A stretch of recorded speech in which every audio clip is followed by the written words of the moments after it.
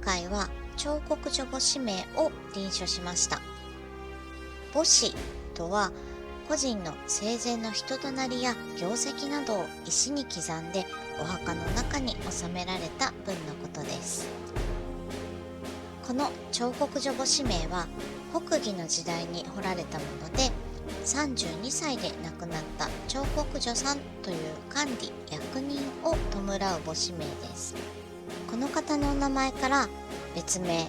重元母子名とも呼ばれています。母子には通常埋葬している方のことだけを伝えることが多いのですが、この彫刻所母子名には奥さんのことも書かれているとても珍しい母子としても有名です。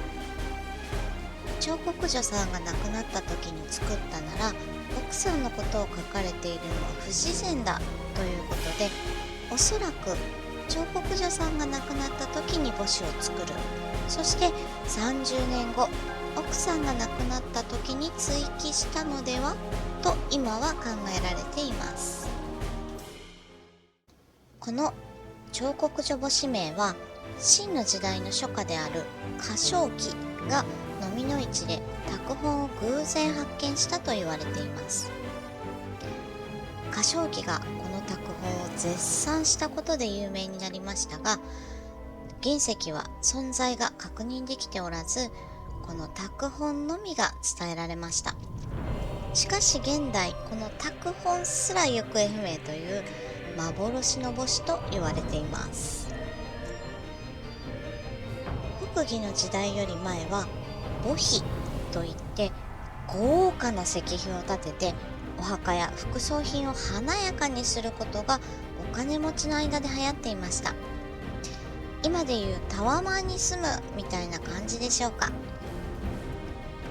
その時の書は墓誌としてではなく墓碑として残っています。言葉では聞き間違えてしまうほど似ていてややこしいですよね。墓碑、石碑を作ることは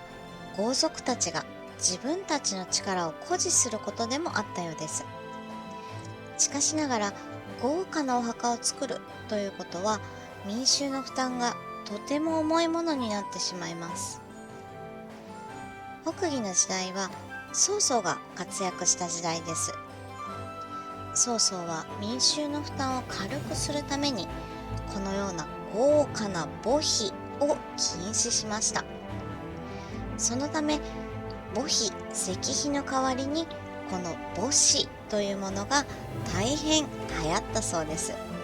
彫刻所母子名は私が好きな古典の一つです。一画一画奥行きがあって表情も全然違います。そこを表現したくて文筆も少しいつもより遅めにしてみました。力強さの中に秘められた品格を表現できたらなぁと思いながら書いてますが、